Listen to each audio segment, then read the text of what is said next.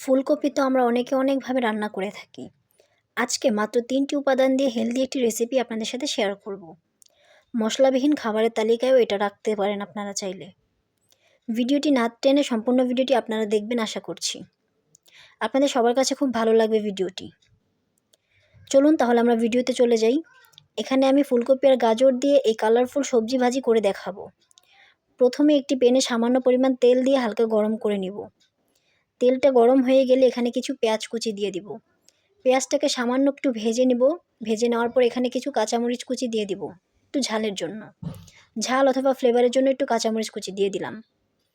কাঁচামরিচ দিয়ে দেওয়ার পর এগুলোকে একটু নেড়ে নিব। নেড়ে নেওয়ার পর এখানে প্রয়োজন মতো লবণ দিয়ে দিয়েছি।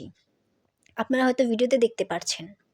লবণ দিয়ে দেওয়ার পর এখানে আমি আগেই কেটে ধুয়ে রাখা সবজিগুলো দিয়ে দিয়েছি। সবজি বলতে এখানে আমি বেশি কিছু ইউজ করিনি, এখানে জাস্ট ফুলকপি আর গাজর দিয়েছি। আপনারা চাইলে এখানে সিমও দিতে পারেন, সিম, টমেটো আরও অনেক কিছু দিতে পারেন। আমার হাতের কাছে যা ছিল আমি তাই দিয়ে তৈরি করেছি। সবগুলো সবজি দিয়ে ভালোভাবে নেড়েচেড়ে নিয়েছি। নেড়েচেড়ে নেওয়ার পর এখানে আমি সামান্য পরিমাণ পানি অ্যাড করেছি সবজিটা সিদ্ধ হওয়ার জন্য।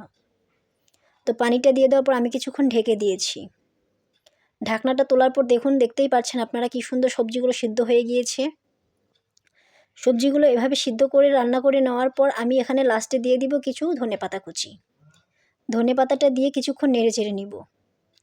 কালারটা কি সুন্দর এসেছে তাই না? ভিডিওতে কেমন লাগছে কালার অবশ্যই জানাবেন।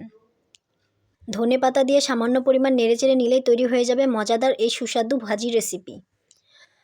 এই রেসিপিটি আপনারা চাইলে গরম ভাত কিংবা পোলাওয়ের সাথেও খেতে পারেন, অথবা রুটি অথবা পরোটার সাথেও আপনারা সকালের নাস্তা হিসেবে এই ভাজিটি আপনারা রাখতে পারেন। ভিডিওটি ভালো লাগলে অবশ্যই আমার পাশে থাকবেন। ধন্যবাদ সবাইকে।